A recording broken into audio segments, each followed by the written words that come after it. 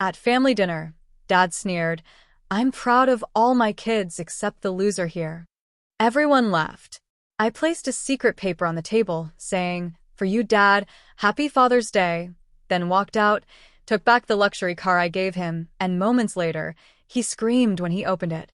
Imagine spending your entire life desperately seeking validation from the one person who should have loved you unconditionally, only to discover their cruel rejection was etched into your very DNA. What if the man you called father had been punishing you for decades, not for who you were, but for who you weren't? The Matthews family estate always felt less like a home and more like a carefully staged performance. Sunlight streaming through the grand bay windows, polished mahogany gleaming, laughter echoing a little too perfectly. But behind the facade, a chilling silence often filled the opulent rooms, a suffocating tension I'd learned to live with, until the day I simply couldn't anymore. My name is Scarlett. I'm 32, and despite carving out a wildly successful career in finance, I've always felt like I was battling an invisible enemy, my father, Arthur. This year, the annual family reunion dinner loomed, a familiar dread coiling in my stomach. I'd bought him a luxury car, a gleaming Mercedes S-Class, a desperate peace offering. I thought this time, maybe this time, things will be different. But tucked deep within my purse was a document that would shatter every illusion, every lie, and reveal the devastating truth of why Arthur Matthews never truly loved me. To the outside world, we were the picture of success, an enviable dynasty. Arthur built his real estate development company from humble beginnings into a multi-million-dollar empire. He valued success, status, respect above everything else, including, it seemed, his own children. My earliest memories aren't of him attending school plays or helping with homework. They're of his harsh critiques. A B+ meant I should have pushed for an A, second place was just the first loser. He questioned my choices, my passions, always finding fault. My mother, Eleanor, was his stark opposite. Warm, affectionate, a comforting presence when he wasn't around. But the moment Arthur entered a room, she would shrink, her light dimming, her voice softening, never contradicting him, never defending us. It was a strange power he held over her, a dynamic I only truly understood much later in life. I'd watch her eyes dart to him before answering even the simplest questions, a silent plea for approval in her own right. My siblings, and I grew up navigating this complicated family landscape. My older brother, Daniel, 3 years my senior, was undeniably the golden child. Football hero, honor roll student, always dating girls from the right families. He slid effortlessly into Arthur's real estate business after graduating from his alma mater. Everything just seemed to come easy to Daniel. He intuitively understood what would please our father, while I, it felt, constantly guessed wrong. My younger sister, Chloe, 2 years my junior, possessed a natural charm, an almost supernatural ability to read Arthur's moods. She knew when to speak, when to fade into the background. Chloe became the family peacemaker, the one who could occasionally coax a laugh from Arthur when his mood soured. She'd slip into my room after his particularly brutal criticism sessions, her presence a quiet comfort, assuring me it wasn't as bad as it seemed. But for me, Scarlett, it always felt like nothing was ever enough. I graduated top of my high school class, earning a full academic scholarship to Cornell. Arthur, of course, had pushed for his alma mater, viewing my choice as a rejection of his legacy. Throughout college, I worked 2 part-time jobs, meticulously maintaining my GPA. Yet, during breaks, he'd question why I wasn't interning at more prestigious companies. After graduation, I refused his half-hearted offer to work at his firm. I knew I'd only ever be seen as a pity hire. So, I packed 2 suitcases, moved to New York City, and slept on a friend's couch, relentlessly applying to every financial firm I could find. When I finally landed an entry-level position at Goldman Sachs, his response was a chilling, "Let's see if she lasts a month." I didn't just last a month, I lasted 8 years. I clawed my way up, fueled by passion, yes, but also by a desperate, burning need to prove him wrong. Just last month, I'd received a major promotion to senior investment strategist, becoming the youngest person in the firm's history to hold that position. The salary bump was substantial, enough for my dream apartment in Manhattan, with savings left over. And it was with those savings that I made what I thought would be a grand gesture, purchasing a brand new Mercedes S-Class for Arthur for Father's Day. In my fantasy, this gift would finally make him see me. Finally make him proud. The car cost nearly a year of my salary, but I convinced myself it would be worth it. To hear him say those words I'd craved my entire life. Looking back now, the desperation was almost pathetic. Every major decision, every achievement, wasn't truly for me. It was a weapon in an unwinnable war for his affection. When I bought that car, I wasn't just buying a luxury vehicle. I was trying to buy what every child deserves freely, a parent's unconditional love. The annual Matthews family reunion always fell on the last weekend in June, conveniently close to Father's Day. It was a celebration of Arthur Matthews's patriarchal status. This year, I intended to stand out. The sleek black Mercedes S-Class, all the premium features he'd once mentioned admiring at a country club friend's home. As the date approached, my anxiety spiraled. I spent 3 weekends searching for the perfect outfit. Something that screamed successful, but not trying too hard. Feminine, but not frivolous. The contradictory mix Arthur seemed to expect from women in business. I settled on a navy blue tailored dress from a designer Eleanor mentioned he respected, with subtle gold jewelry and expensive, but not flashy, shoes. The familiar pattern of preparation felt pathetic, even as I participated in it, the desperate routine of a 32-year-old still seeking approval. Past reunions flashed through my mind as I packed, each one marked by some form of paternal disappointment. At 16, after winning the state math competition, he questioned why I wasn't focusing more on debates. Numbers people are easy to find, he'd said. When I graduated college, his only comment was about the instability of my chosen field compared to real estate. My first bonus at Goldman led him to wonder aloud if finance was glorified gambling. My first promotion? Questions about whether I'd been selected to fill a gender quota. Nothing was ever an achievement on its own merits, always tainted by his skepticism. But this year carried an additional complication, one that had rocked the foundations of my identity 3 months earlier. A popular genetic testing service, used out of simple curiosity about my ancestry, had revealed something unexpected.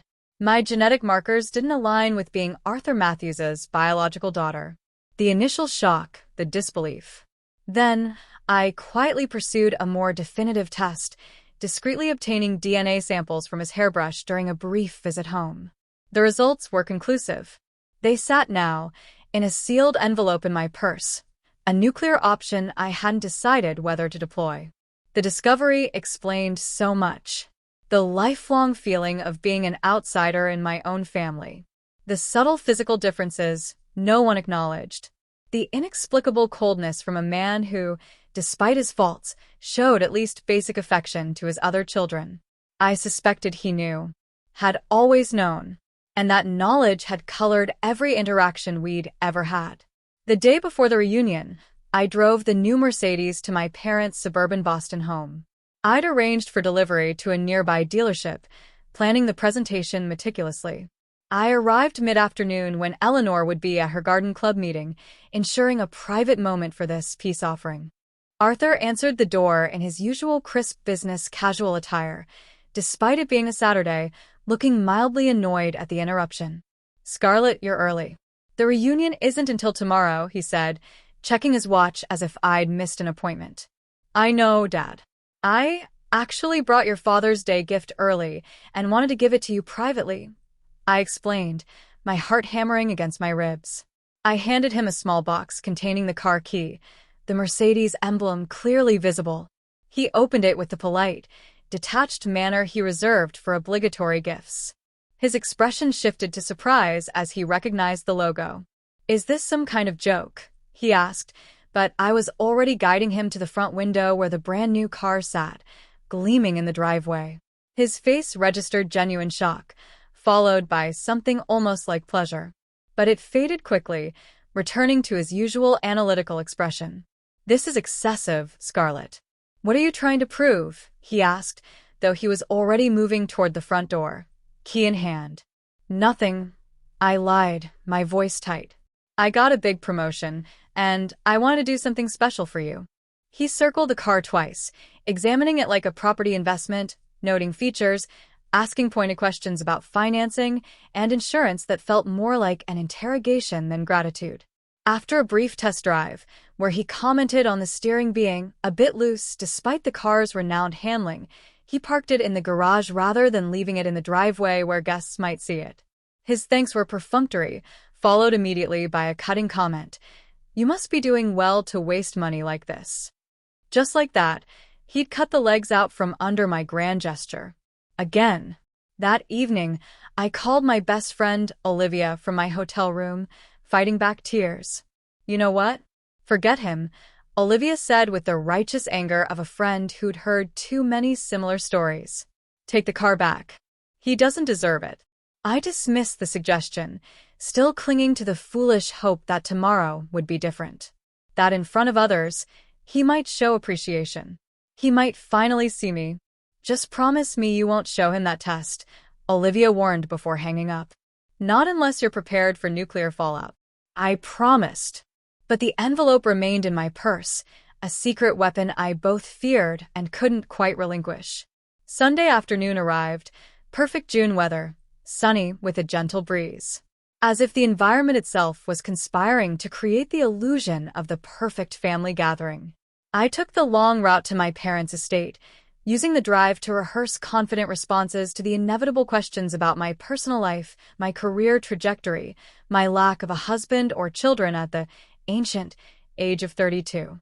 My knuckles were white on the steering wheel as I turned onto the familiar maple-lined driveway, already half filled with luxury cars belonging to extended family and Arthur's business associates, who, of course, always made the invite list for supposedly intimate family gatherings. And there it was. The Mercedes I'd gifted him, prominently displayed near the front entrance rather than in its garage spot from yesterday. Strategically positioned where arriving guests couldn't miss it. My stomach clenched.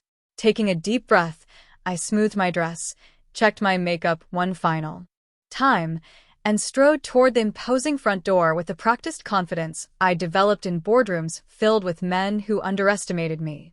Eleanor answered, her face lighting up with genuine warmth as she embraced me, whispering, "You look beautiful, darling," before adding her standard, "Your father's in the back garden with the Peterson group," as if issuing a weather warning. The grand foyer was already crowded with relatives. The usual mix of actual family and Arthur's carefully curated collection of connections, treated as honorary members of the Matthews clan. Aunt Susan approached immediately with their kisses and rapid-fire questions about my love life, while Uncle Mark offered a hearty handshake and a booming, "There's our Wall Street wizard." A comment I knew would irritate Arthur, if within earshot. Cousins, second cousins, and family friends swirled around in predictable patterns. The same conversations repeated annually, with minor updates. Everyone performing their assigned roles in the Matthews family theater. Arthur's entrance was exactly as choreographed as I expected. Walking in from the garden with 3 business associates, all laughing at something surely only moderately amusing but treated as hilarious due to the speaker's net worth. His eyes swept the room, acknowledging various guests with nods and brief greetings, until landing on me. The flicker of recognition was followed by the briefest tightening of his lips before he nodded, exactly as he had to distant relatives, and walked toward Eleanor to murmur something in her ear. No particular greeting for me. His middle child, the daughter who had just gifted him an automobile worth more than most people's annual salaries. I pretended not to notice, engaging in conversation with my cousin Ashley about her medical residency, but the familiar sting of dismissal burned all the same. Eleanor materialized at my side moments later, touching my arm gently. "Darling, your father mentioned you brought a new car for him. How incredibly generous," she said, her eyes communicating a mixture of gratitude and concern about the extravagance. "Please come say hello to the Stevensons. They just got back from a financial conference in Singapore and would love your insights." This was Eleanor's way. Always running interference, creating social buffers, manufacturing reasons for interactions that should come naturally between family members. Daniel arrived fashionably late, as was his custom, making an entrance with his perfect wife, Rebecca, and their two perfect children, receiving the warm paternal embrace I'd spent decades trying to earn. "Dad, the new car is insane. When did you decide to upgrade?" he asked, and I watched in disbelief as Arthur clapped him on the shoulder and responded, "Sometimes you need to treat yourself, son. Success has its privileges." No mention of the gift. No mention of my contribution. It was as if I simply didn't exist. Chloe intercepted me before I could fully process this blatant erasure, pulling me into a genuine hug that lingered just long enough to communicate her understanding. "I heard about your promotion. That's amazing, Liz. Seriously groundbreaking," she whispered, using my childhood nickname that no one else used anymore. Her sincerity was a balm, but the contrast with our father's indifference only highlighted the crushing disparity. As appetizers circulated, carried by hired staff, I noticed Arthur leading a group of his business associates toward the front drive, gesturing animatedly. Through the large bay windows, I could see him showing off the Mercedes. Opening doors, pointing out features, his face alive with a pride I'd never seen directed at me. "He's been doing that all morning," Chloe murmured, appearing at my elbow with a glass of wine that I gratefully accepted. 3 separate tours for different groups of his cronies. "Eleanor told me you bought it for him." "That was incredibly generous, Liz." I sipped the wine, watching as Arthur settled into the driver's seat, inviting one of his associates to experience the passenger-side luxury. Generosity wasn't my motivation, I admitted quietly. Just once, I wanted him to see me as successful, as worthy of notice. Pathetic, right? Chloe squeezed my arm. "Not pathetic, human. But Liz, you need to understand." She hesitated, choosing her words carefully. "Dad will never give you what you're looking for. It's not because you don't deserve it, but because he isn't capable of it. Something in him is broken when it comes to you specifically." Her words hit with surprising force.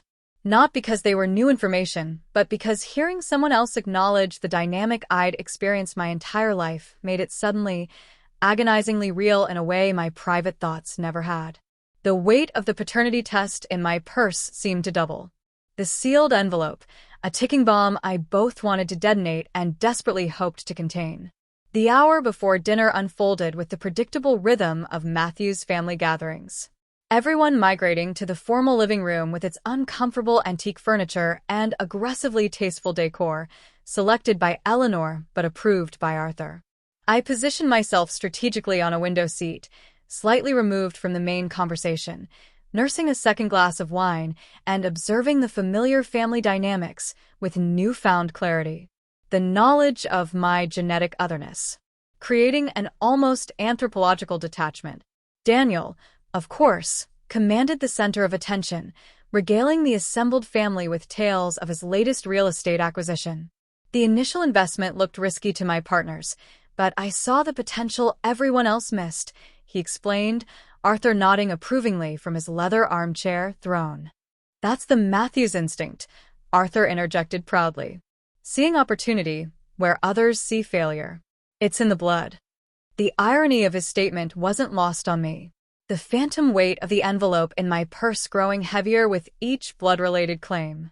The conversation shifted, inevitably, in my direction as Daniel concluded his self-congratulatory monologue. "Scarlett, Arthur tells me you've moved up at your firm," my Uncle Robert remarked, genuine interest in his voice.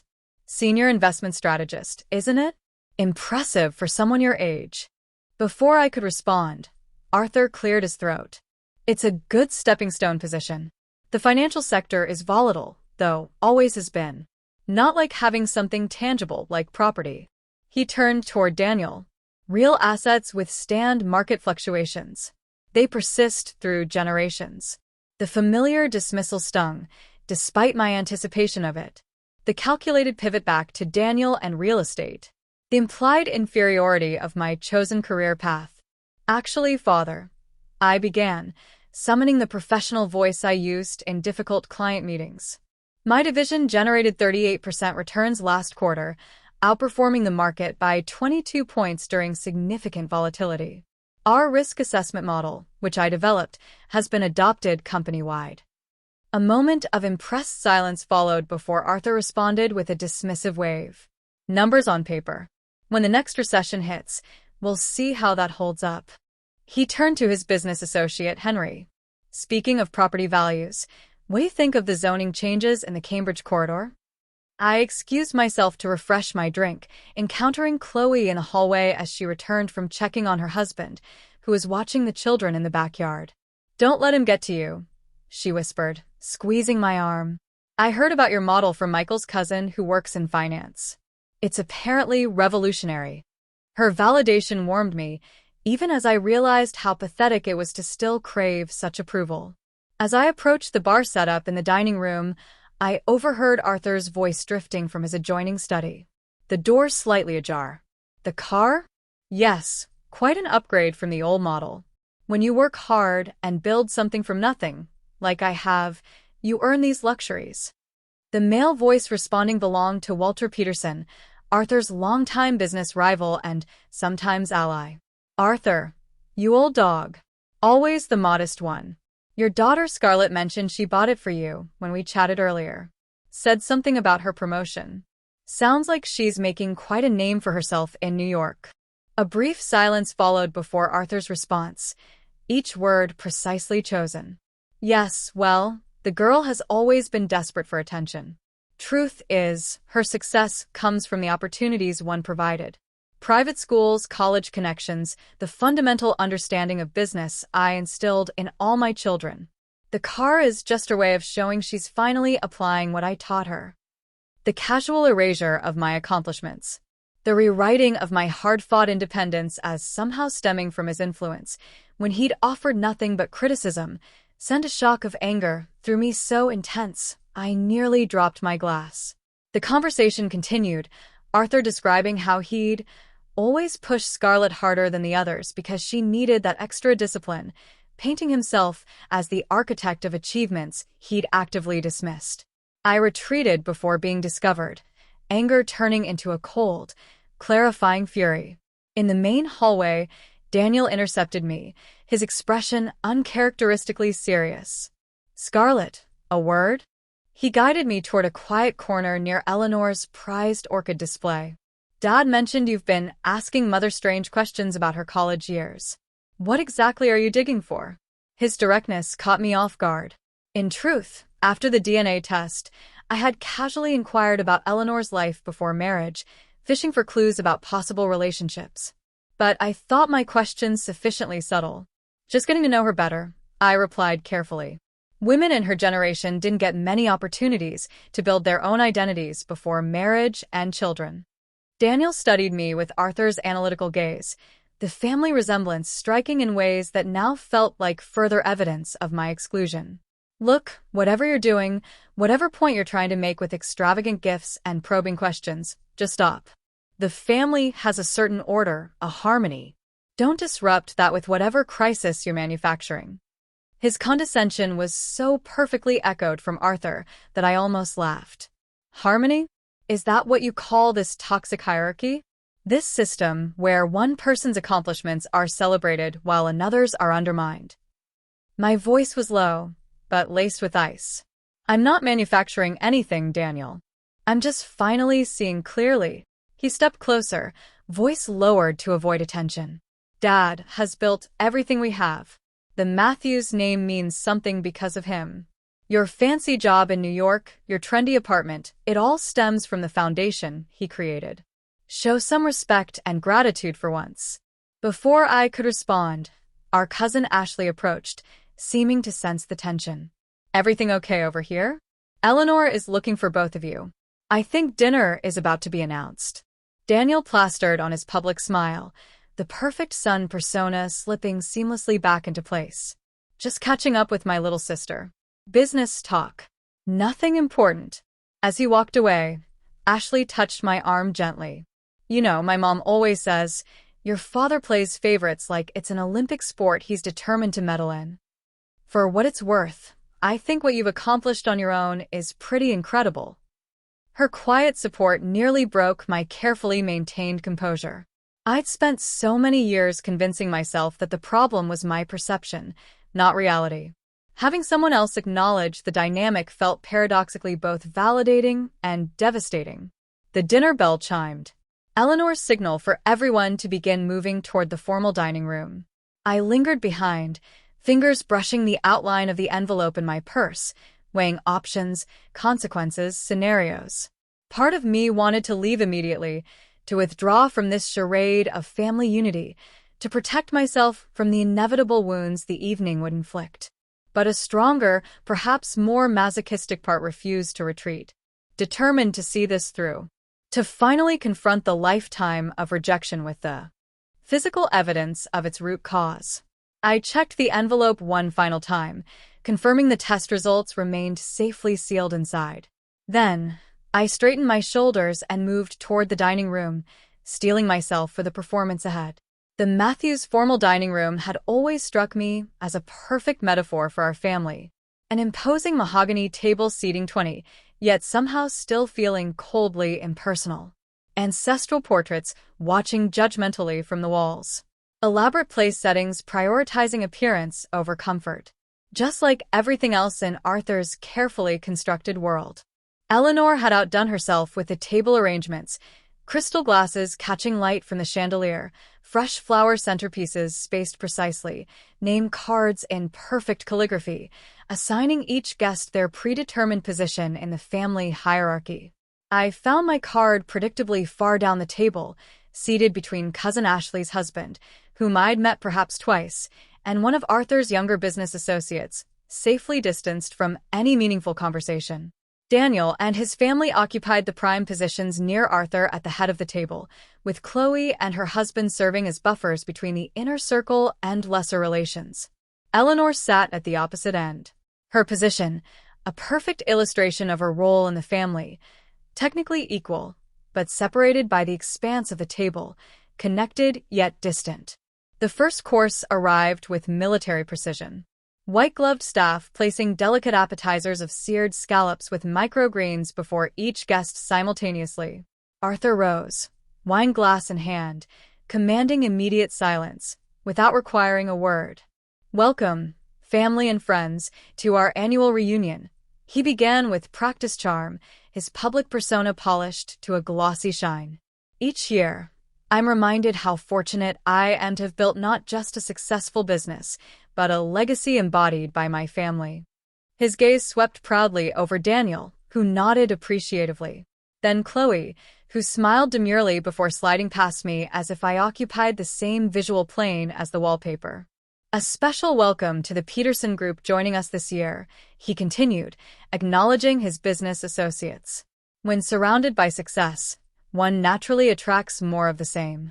The toast continued, Arthur highlighting Daniel's recent business expansion, Chloe's community board appointment, and ending with a pointed comment that family success comes from embracing proven pathways rather than unnecessarily challenging traditions. His eyes finally landed briefly on me with unmistakable meaning. As the meal progressed through 5 elaborate courses, Arthur directed the conversation with subtle cues and direct questions, ensuring topics remained within his preferred domains of real estate markets, local politics where he held influence, and occasional sports discussions that inevitably highlighted Daniel's former athletic achievements. When Eleanor gently attempted to mention my recent promotion during a lull, Arthur smoothly intercepted. "Speaking of financial markets, Henry, what's your take on the Fed's latest signals?" Effectively erasing her effort without acknowledging it had occurred. By the fish course, the familiar pattern had fully emerged, with Arthur periodically lobbing pointed questions in my direction, each designed to undermine rather than engage. "Scarlett, your firm handles primarily domestic investments, correct? Limiting, isn't it? Given the global expansion opportunities. Or, I understand your promotion came after the Davies account. Fortunate timing that Daniel was able to introduce you to William Davies at last year's charity gala." Each comment carefully constructed to reframe any success as either limited in scope or dependent on family connections I had actively avoided using. I maintained the pleasant, professional demeanor I'd perfected in hostile boardrooms, refusing to show the emotional reaction he seemed determined to provoke. Actually, Father, our international division integrated my risk assessment model last quarter, and the Davies account came through a blind pitch competition. No introductions involved. My corrections were delivered with practiced lightness, though I noticed Chloe's sympathetic wince at each exchange. The familiar family dance, painful in its predictability. The main course arrived, an unnecessarily elaborate beef Wellington that required all attention for several minutes, providing brief respite from the conversational minefield. Arthur used the opportunity to open another bottle of prohibitively expensive wine, his consumption steadily increasing throughout the meal, a concerning pattern Eleanor tracked with nervous glances. Daniel leaned over to mutter something in Arthur's ear, receiving a dismissive wave in response as coffee and dessert were served. Arthur's attention swung back in my direction, alcohol having eroded what minimal filters he typically maintained. "Scarlett, Arthur tells me you're still single," commented Mrs. Miller with well-meaning interest. "Such a beautiful, accomplished young woman. The men in New York must be intimidated." Before I could formulate a polite response about prioritizing career advancement, Arthur interjected. "Scarlett has always been focused on proving something rather than building something," he said, swirling his bourbon contemplatively. "Some people chase accomplishments to fill other voids.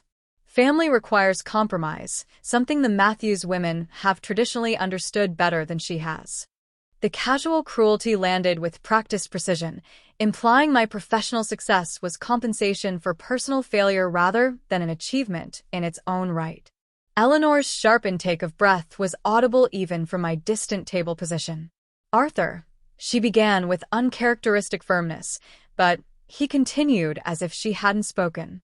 Perhaps if Scarlett had shown more interest in suitable matches I introduced over the years, rather than dismissing them as boring or conventional, she wouldn't be facing her 30s alone. Each word was carefully selected for maximum impact. The public dissection of my personal choices presented as paternal concern rather than the hostile critique it truly was. The familiar pressure built behind my eyes. The childhood urge to flee from the table. Fighting against an adult determination to maintain dignity. I took a measured sip of water, noting with detached interest that my hand remained steady despite the emotional turbulence beneath. "I appreciate your concern for my personal fulfillment, Father," I responded evenly, drawing on every negotiation technique I'd ever learned. "But as you've often emphasized, Matthews focus on results. And my results speak for themselves." A tense silence fell over the table. Relatives who had witnessed similar exchanges over the years studiously examining their dessert plates while Arthur's business associates shifted uncomfortably, suddenly very interested in the architectural details of the ceiling. The pressure in my chest expanded with each heartbeat. The culmination of a lifetime of these moments. These public humiliations thinly disguised as family concern. These careful erasures of my personhood and achievements.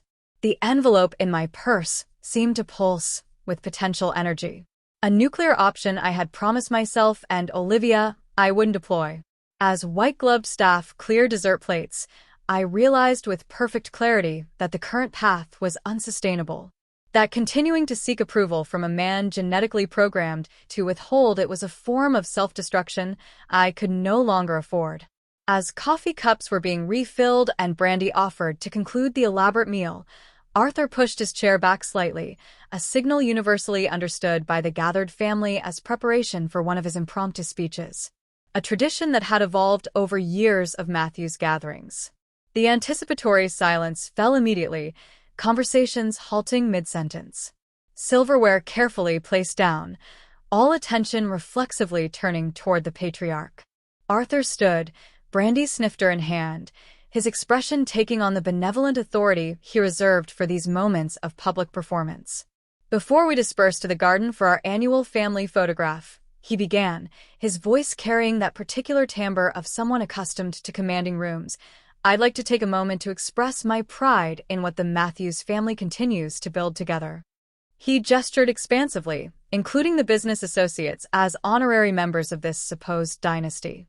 A family is much like a business enterprise, requiring vision, leadership, and participants who understand their roles in creating collective success. His gaze swept the table in that practiced way of appearing to make eye contact with everyone while actually connecting with no one. As I look around this table, I'm reminded of how fortunate I am to have children who contribute to the family legacy in meaningful ways. He turned toward Daniel, raising his glass slightly. Daniel, your business acumen continues to impress not just me, but the entire Boston development community. The Riverside Project represents exactly the kind of bold, forward-thinking approach that distinguishes Matthew's projects from lesser ventures. You've not only embraced the lessons I've taught you, but you've elevated them. Daniel nodded with practiced humility that barely concealed his satisfaction. The golden child receiving his expected due. Arthur then shifted toward Chloe, his expression warming further. And Chloe, your grace in balancing family responsibilities with community leadership shows remarkable maturity. Your work with the Children's Hospital Board has brought genuine prestige to the Matthews name, reminding us all that true success includes giving back. Your mother and I couldn't be prouder of the family you're raising and the values you represent. Chloe's smile was genuine, if slightly uncomfortable with the spotlight, always more comfortable facilitating others' recognition than receiving her own. I braced myself for what would inevitably come next. The careful omission. The pointed silence where my name should be. The practiced technique of praise by exclusion that would communicate volumes to everyone present without requiring explicit criticism. What happened instead was somehow worse. Arthur's gaze finally landed on me, the slight narrowing of his eyes betraying the calculated nature of what would follow.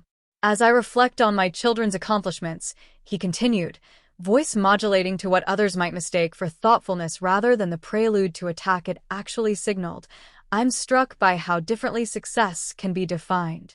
He took a deliberate sip of brandy, the theatrical pause allowing tension to build. I'm proud of all my children, he announced, raising his glass higher. And for a suspended moment, I felt a ridiculous flutter of hope, quickly extinguished by his continuation. Except for the loser sitting at the table.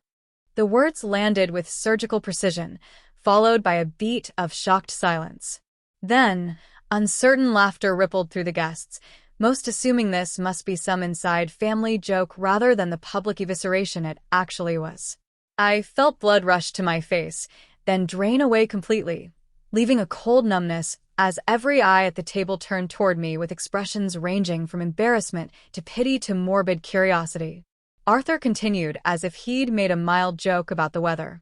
Some people measure success by titles and salaries, by superficial achievements that look impressive on paper but lack substance and staying power. True success comes from continuing family traditions, from building upon foundations rather than constantly seeking to prove individual worth at the expense of collective strength. The deliberate vagueness of some people fooled no one. The target of his remarks was crystalline in its clarity. Eleanor's face had gone completely white, her knuckles bloodless around her napkin, while Daniel looked smugly satisfied and Chloe openly mortified. Cousin Ashley reached across her husband to touch my arm in silent support. But I barely registered the gesture. My entire consciousness narrowed to a pinpoint focus on the man at the head of the table, who had just confirmed what the DNA test had already told me, that I was fundamentally separate, other, not truly part of this family in his eyes. For 20 seconds that stretched like hours, I remained frozen, experiencing the physical sensations of humiliation with clinical detachment. The burning face, the constricted throat, the accelerated heartbeat, the fight-or-flight response flooding my system with adrenaline. A lifetime of similar moments flashed through my consciousness. A continual slideshow of public corrections, subtle undermining, achievements reframed as failures, each building upon the last to create the summative message that I was fundamentally insufficient, unworthy of the name I carried. The name that genetic science had recently confirmed wasn't actually mine to claim.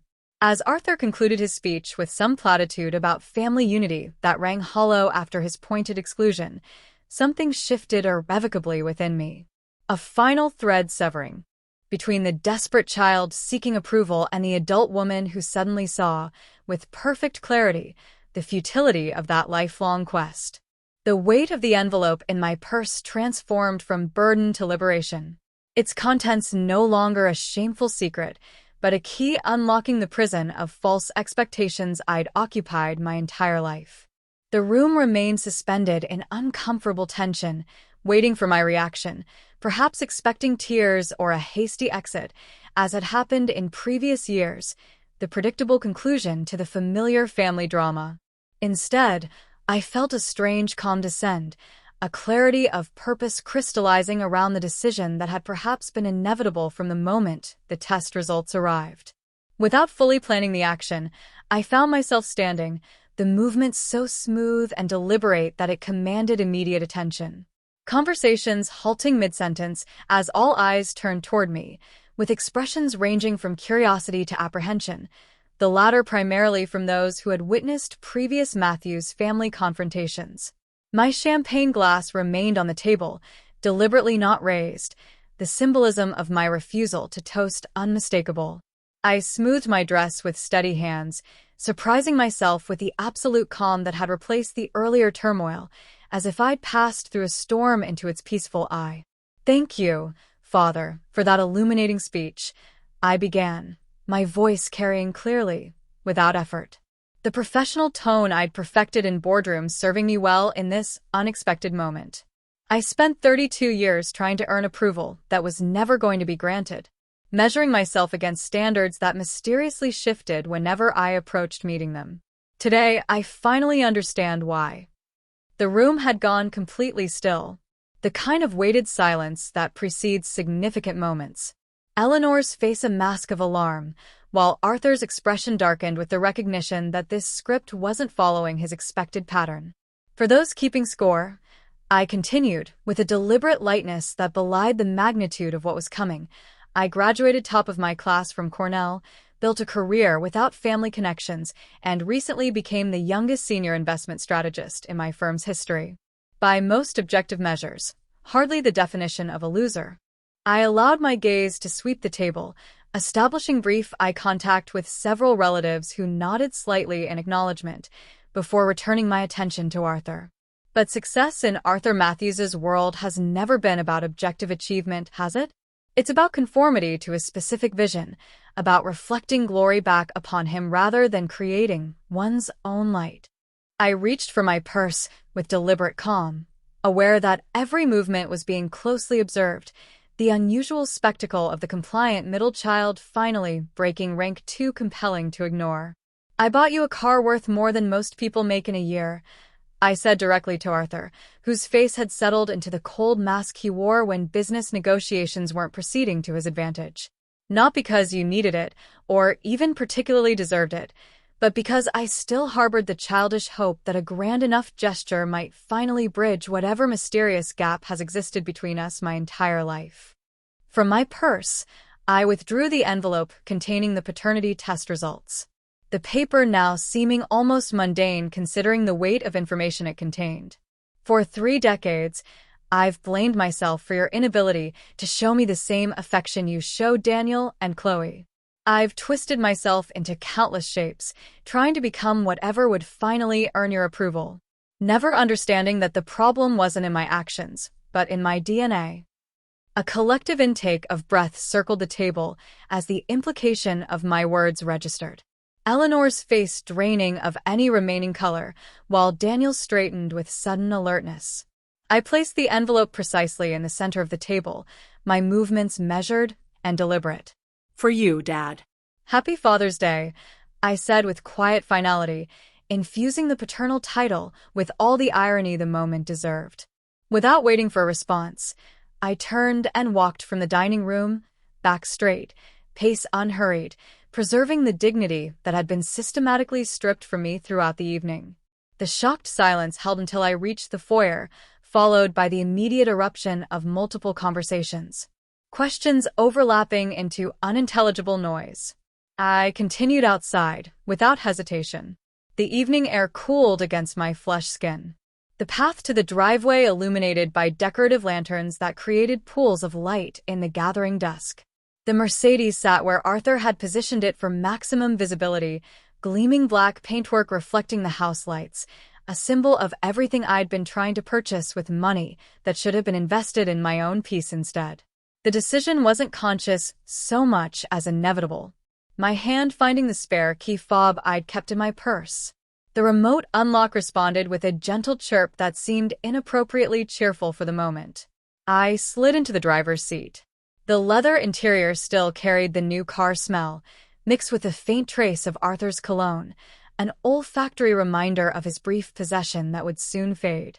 Through the windshield, I could see figures appearing at the dining room windows, silhouettes gesturing animatedly.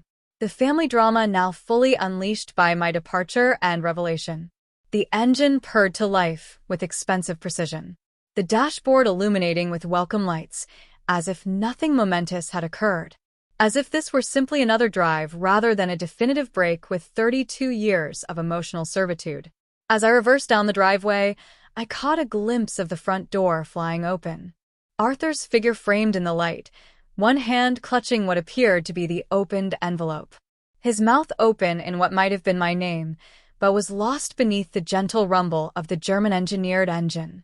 The symmetry struck me as I accelerated away.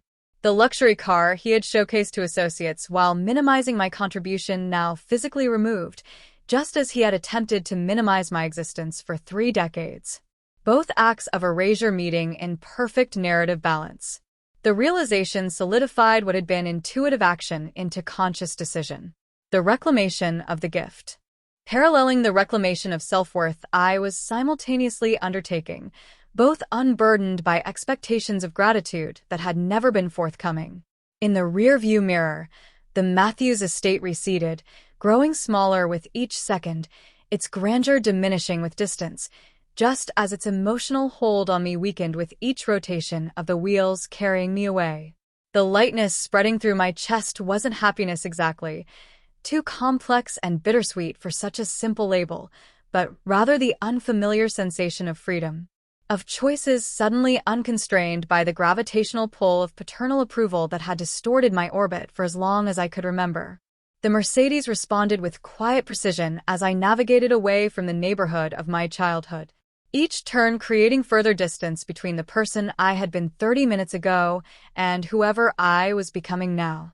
I made it almost to the highway entrance before the first call came through on my cell phone. Chloe's name flashing on the dashboard display, followed in rapid succession by Daniel, Eleanor, and several cousins. The digital evidence of chaos left in my wake. I silenced the ringer, but didn't turn the phone off completely. Some part of me needed to witness the fallout, even if I wasn't ready to engage with it directly. As I merged onto the highway, headed toward Boston proper rather than back to New York, I allowed myself a single glance in the rearview mirror, just as a male figure I recognized as Arthur rushed into the street behind me. His normally composed face contorted in an expression I'd never seen before. Something beyond anger, into territory I couldn't immediately identify. The distance was too great to hear his voice, but I didn't need audio to recognize the scream from his body language alone. Arms raised overhead in a gesture of such primal emotion that it momentarily rendered him unrecognizable as the controlled patriarch who had engineered decades of emotional manipulation. The image burned into my memory as I accelerated away. A visual representation of the seismic shift that had just occurred. The carefully constructed family narrative cracked beyond repair by 3 pages of scientific data and 1 moment of absolute clarity. By the time I checked into a downtown Boston hotel 30 minutes later, my phone displayed 17 missed calls and 29 text messages, the digital equivalent of the explosion I detonated before walking away. I placed the room key on the desk, kicked off my heels, and finally allowed myself to review the communications, starting with Chloe's texts, which progressed from confusion. What just happened? What was in that envelope? To concern, Liz, please call me. Everyone's freaking out. To information, Dad is saying insane things. Mom locked herself in her room. Daniel is threatening legal action about the car.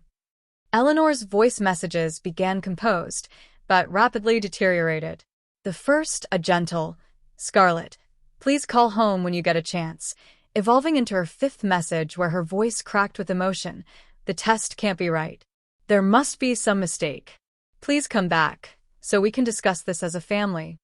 Daniel had limited himself to 2 texts, both threatening legal action if I didn't return Dad's property immediately and retract your disgusting accusations.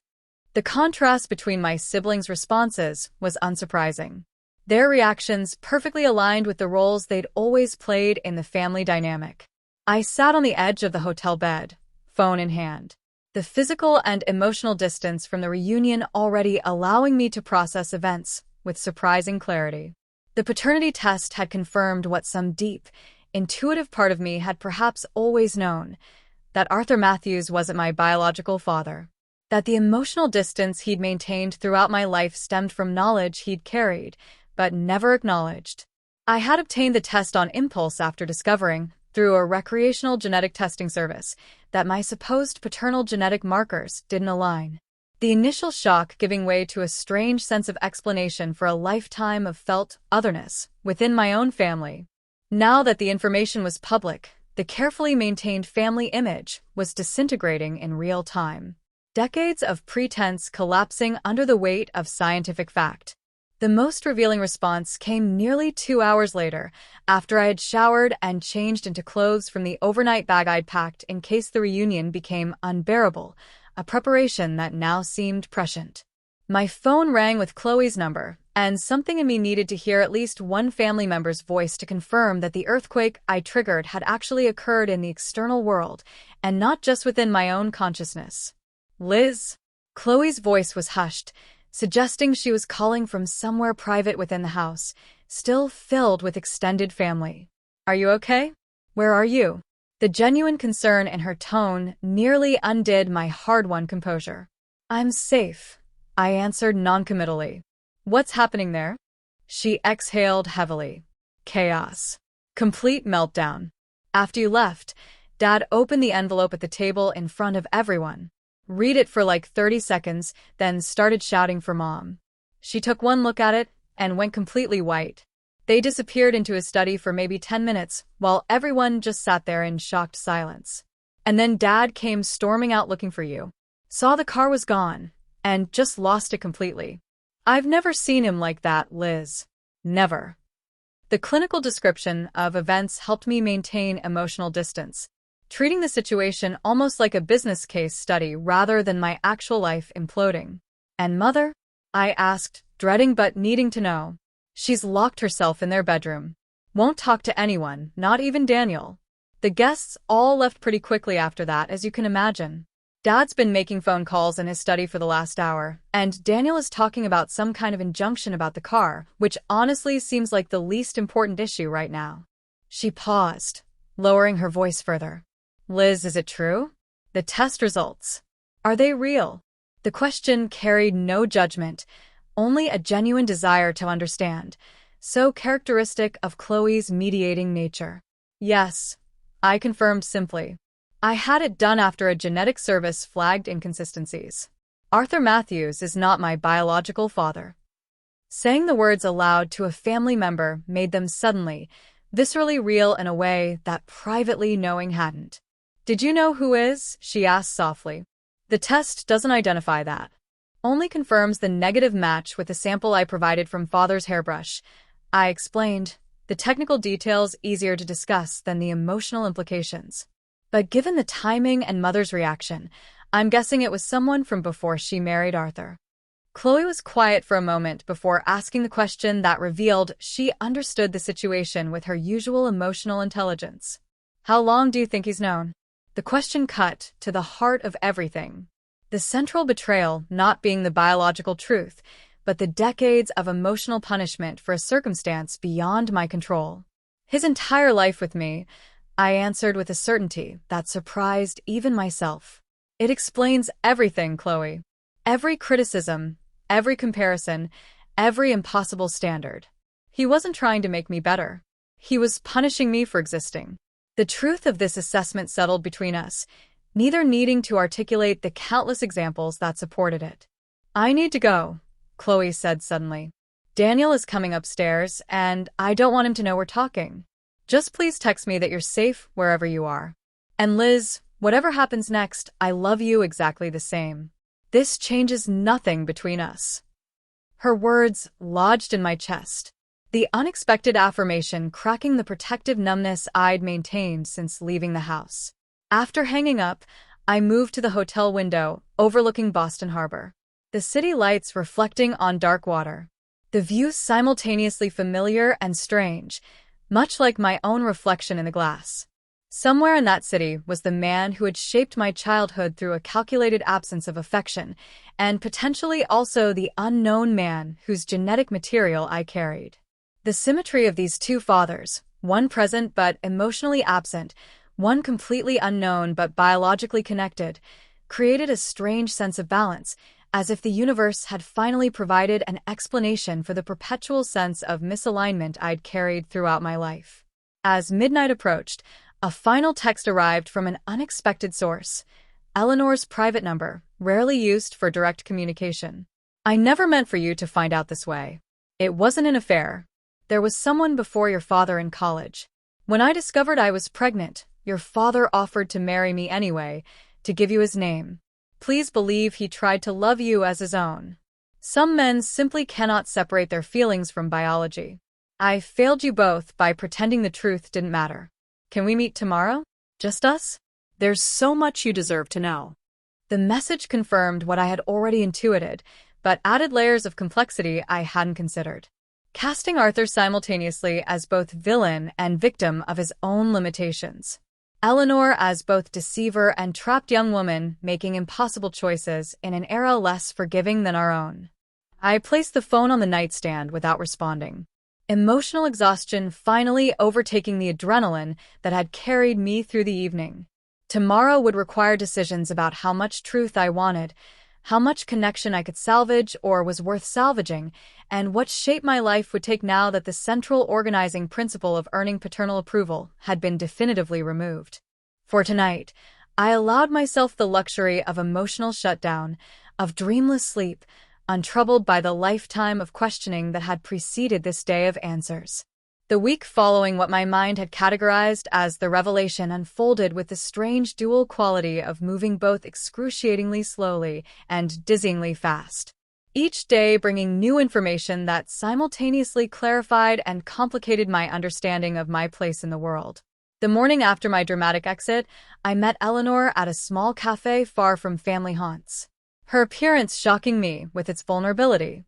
The carefully maintained Matthews matriarch facade completely absent, replaced by a woman who looked both older and more authentically human than I'd ever seen her. His name was Thomas Mitchell.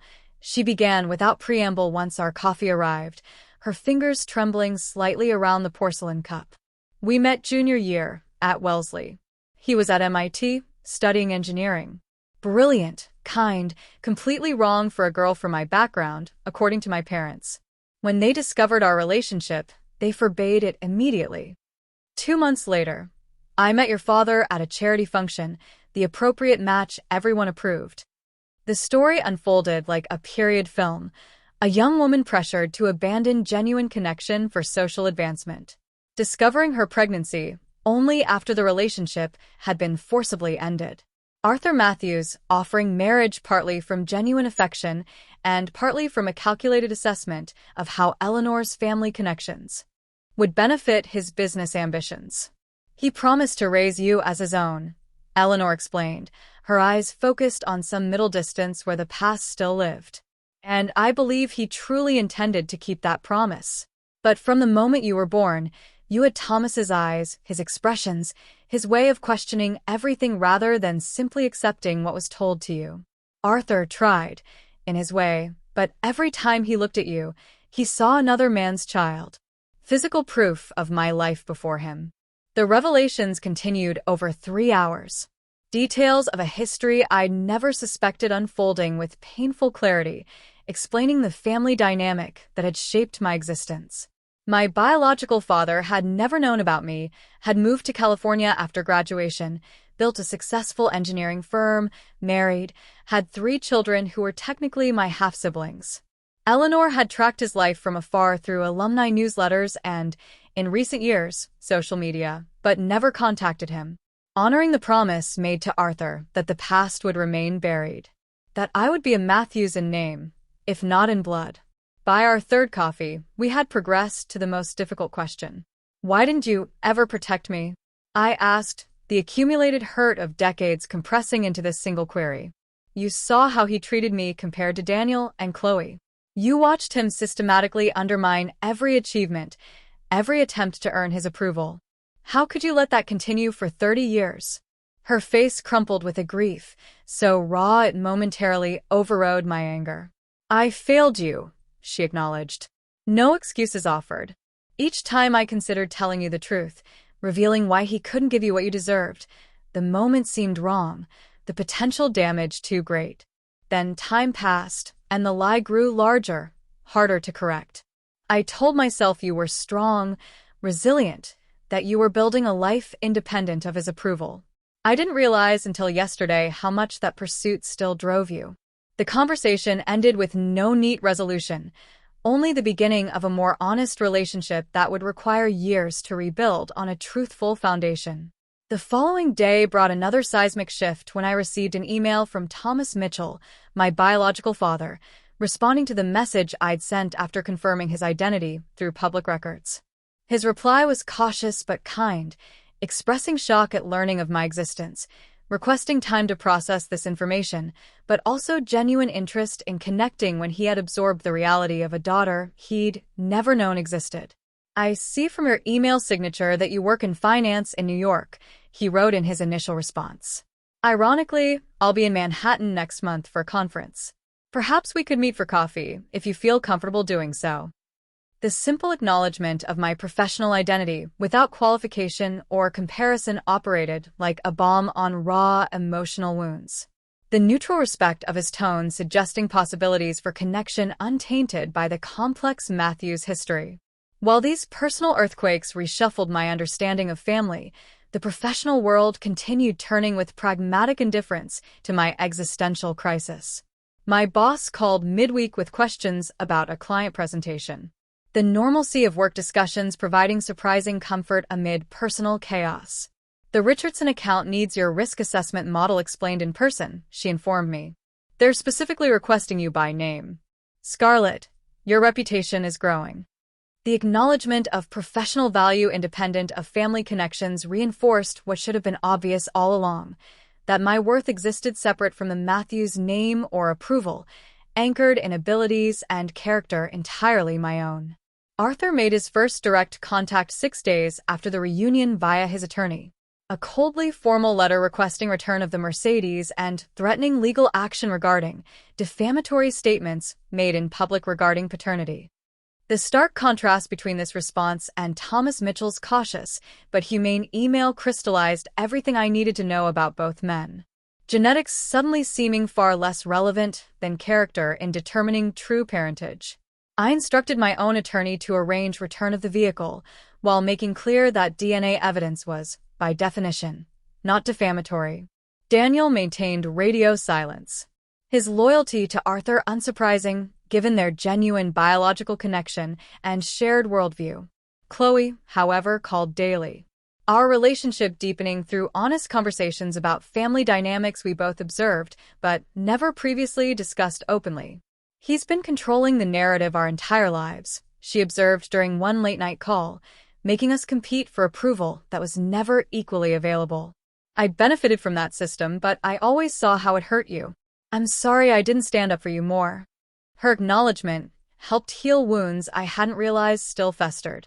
The validation of my experience from someone who had witnessed it firsthand, oddly more powerful than any test result could be.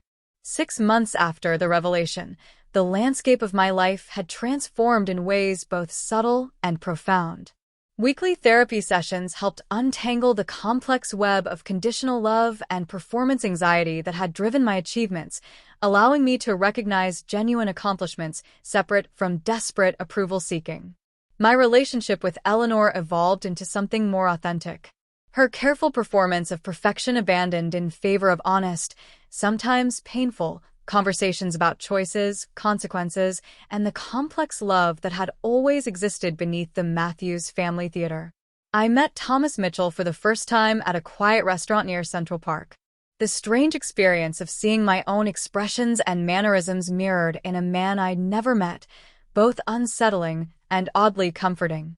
"You have my mother's analytical mind," he observed over dessert, hours into a conversation that flowed with surprising ease. "But that spark when you talk about market patterns? That's apparently from my side." Our relationship developed cautiously, both respectful of its unusual beginning. Neither expecting immediate father-daughter closeness, but building connection through shared intellectual interests and the discovery of genetic commonalities that explained lifelong traits I'd never seen reflected in the Matthews family. The final piece of this transformed life mosaic fell into place at Thanksgiving. When I accepted Chloe's invitation to dinner at her home, rather than the traditional gathering at our parents' estate, Arthur had declined to attend when informed of my presence. His continued rejection now produced more pity than pain, his limitations increasingly apparent as my own healing progressed. "He can't change," Chloe explained as we prepared dessert together, her children playing in the next room with her husband. "Not won't, genuinely can't. His entire identity is built around certainties that your existence challenges." The observation carried no judgment, simply a recognition of the immovable reality we'd both accepted. After dinner, Eleanor called, her voice stronger than I remembered from childhood. The performative perfection replaced by authentic engagement. "I'm proud of you, Scarlett," she said simply. "Not for your job or your address or anything you've achieved, though those things are remarkable. I'm proud of who you are, your resilience, your capacity to build truth from deception. I should have said that every day of your life." The words I'd sought from Arthur for 3 decades, freely given by the parent who had always loved me despite her flaws, landed with healing force precisely because they came without conditions or qualifications. As I ended the call, I realized the most profound truth of this 6-month journey. That family transcended genetics and legal definitions, comprising instead those who saw you clearly and loved you anyway, who honored your authentic self rather than demanding the performance of assigned roles. The luxury car I'd purchased as a desperate offering to a father figure who could never truly accept me had been reclaimed and subsequently sold. The funds invested in my future rather than squandered on illusory approval. More importantly, I had reclaimed the emotional energy previously exhausted on an unwinnable quest for validation, redirecting it toward relationships that nourished rather than depleted, toward work undertaken for passion rather than proof of worth, toward building a life measured by internal fulfillment rather than external recognition. The journey from that fateful family dinner to this new equilibrium hadn't been linear or simple, each day bringing fresh challenges and occasional setbacks. But the trajectory remained consistently toward healing rather than further damage.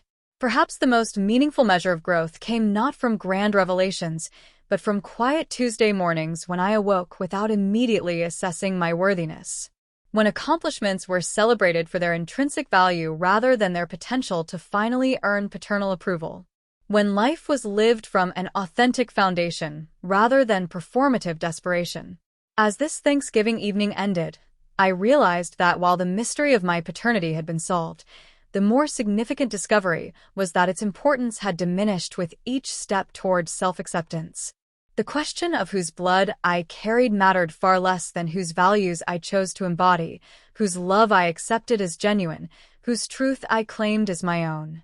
This journey taught me that true family isn't always defined by blood, but by connection, acceptance, and unconditional love. Have you ever had to redefine what family means to you? Or stood up to someone who just couldn't see your worth? Share your stories and thoughts in the comments below. I'm reading everything.